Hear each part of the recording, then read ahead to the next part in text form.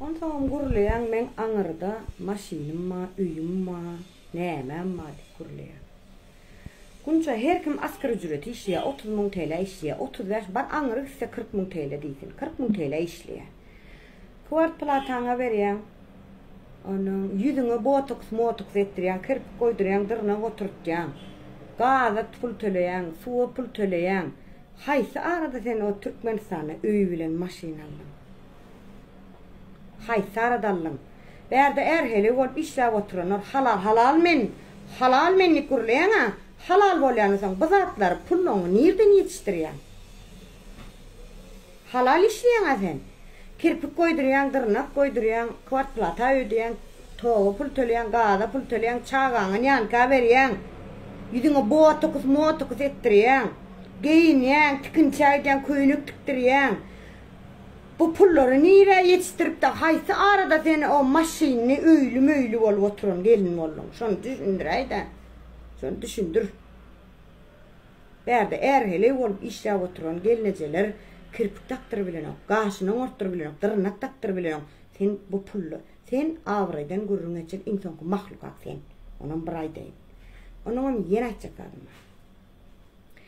Erim diyen sen erim öyne gelini var. Sen birinin erinden öğrülü oldun.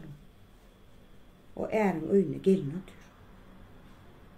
Onun sana aydayın. Sen adres kaydın başka yerik bağlı. Özüm Türk çağanma, men Türk'ü durmuşa çıktım Türk çağanma diyen. Türk çağan olsa da Türkmen'in bir komnatını götünü veriyor. Sen Türk çağan var. Sen erli, yerlikli hocalık, sen avraylı hocalık, sen bir katı yerlikli hocalık. Türkmen'in bir komnatını götünü veriyor. Maşinin bağı olsa, üyün bağı olsa, erin bağı olsa, tohum tiyicin bağı olsa, nemçük erin bile yaşama.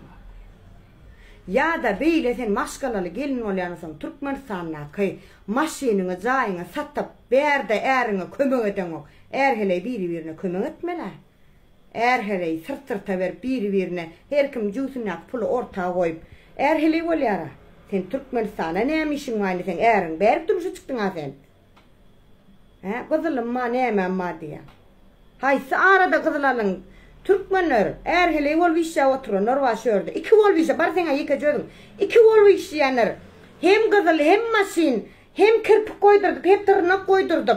Üt köşük botokus ettirip yetirini bilyanlar mı pulunu da. Aydın Türkmenler. Yetirini bilyanlar mı pulunu da. Halal pul işleyenleri diyen benim. Halal pulla işleyenler. Gerden azabı bilen işleyenler pulunu da yetirini bilyanlar mı? Cayalı bilyanlar mı? Maşinalı bilyanlar mı? Düşündürün. Kunça. Sözünü ak gök giydirmediyle yani bir sözün sarı, bir sözün ak, bir sözün gülgünü, bir sözün pudra renk, bir sözün kesir sivit, bir sözün yaşıl, bir salatı ve sivit. Sözün sözü tutanok. Uyuşanok sözü. Onun diyen de sen bana vurun verdin, sen narkaman. Narkaman adamın yal semiz bolunok, narkaman adam şun yal bol ya. Hazır men kanım barlasam sen gün göt otur ya. Şimdi kanım barlasam. O hasta selvi. Kanım yeni barlasam yeni göt otur ya. Hasta meselesinde de. Onun sen diyen de iyi diye, hem değil diye. Hem şunu deydi, hem bunu deydi diyen. O sen çağın doğrucuk bolup duran erkeğin gelip bana gururunu ediyen mi? Ola sen etecek olup, men yamanlara o sen etecek olup. Menin gavanım ok, bağın tiretip takın, ona bak şu gururunu edesin ben ok, seni onun gururunu ediyen. Ağzından düşüren ok. Men küçüde görsem, eynime deyse şeyttip, ya küçüde görsem şeytcek gizip, numarını telefonundan ayıran o bulacağım olsa. Yani men numaram seninle yok. Erme can edeceğim. Can et. 7-24 saat kuruluş. Görübilmeden gözüm çıksın. Ondan sonra selvi diyen daydan oğlu nemet değil ya. Özün plan olpsun, beyle olpsun. Sen bana gururun veriyen, iyileteceksin diyen. Ben sana gururun veren zatlam. Ken gururun veren zatlam. Ne için kuhnyadaki viski içen zatlamı yalanlayan. Viski içtin sen ben erimle kuhnyada. Yani zaten oldum. Öyle. Ayda gurun var ha. Neyim çıp yalan niyen? Böyle men gurulayan sözüm yalan niyen? Kuhnede viskiştin ağrım bilen niyen var. Yalan sen gurulayan zadın diyen. Ama men sana gurun varıptırın önkü geçmişim var da o zatlar doğru diyen. İşine gelse doğru, işine gelmese de doğru da. Onu sabam sen ne akil veydiysen öz yalan sözünü özün ınanıp oturun zenan sen. Sen öz yalan sözünü özün ınanıp oturun zenan sen. Sen o sana klasaştan gurun oraya şu klasaşlam ayt sana can edip men aydan klasaşım ayt. Şey diyedi, Selvi diyedi. Şu klasaşma sana can edip klasaşma şey di. İminle şu klasaşma diyorlar. Komşuları hemen komşuyum ödem şol. Hemen klasaşım. Komşuyum hemen klasaşım diye şolara gurrun var. Her erkekten bir çağa doğru mok deydi di. Çağalam her erkekten del deydi di. Şuna şey diye var. Şimdi. Salamaydı ödem şu klasaşım hem komşuyum. Köp salamay. Sana can edene. Akılları var olsa öz durmuşuna versinler bana değil. Men hocaluğumda ecesem ne eken ecesem plan eken den.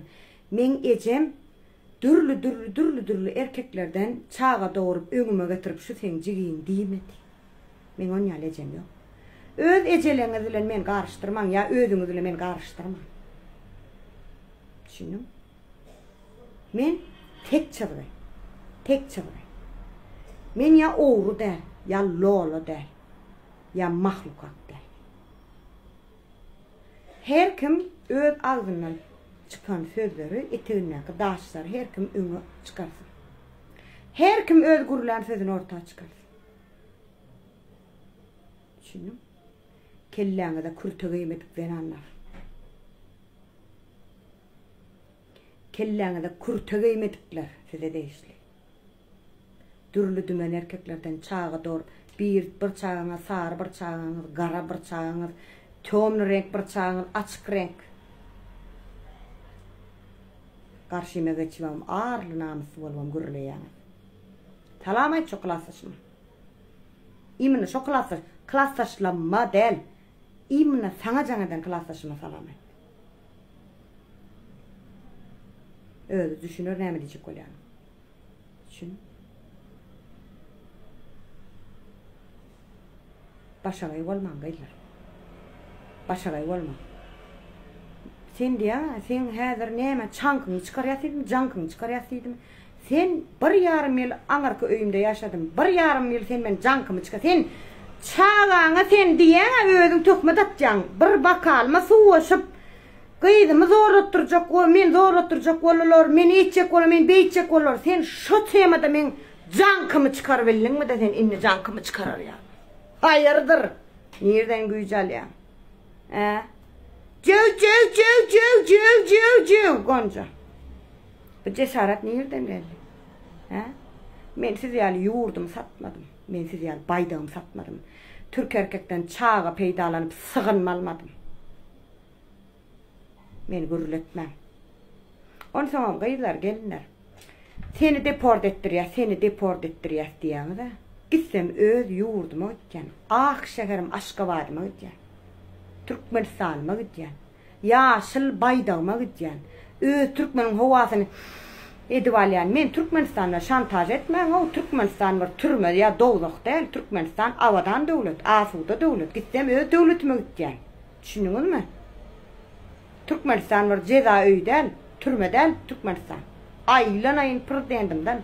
Aylanayın yaşıl baydağımdan, aylanayın Türkmen pasportumdan, aylanayın, kırkırı aylanayın, münkırı aylanayın, aylanayın. Men öz yurdum bilen, men tehdit etmen gayılar gelinler. Men siz yani yurdumu satıp sığınmalam o. Şunun mu kimlik için Türk ara varam o. Şunun ya Türk erkek kimlik için çağa doğurup sığınmalam o. Meni gürletmen. Özünüz dereceniz ile men derecemi den derecede yürütecek olmam. Men sizden. Şunun men tek çizgi. Men kırıysa değil siz yani. Yüzü uğurlap börüm o siz yani. Ya siz yani birinin dönünden çağa peydaklap börüm o kimlik için.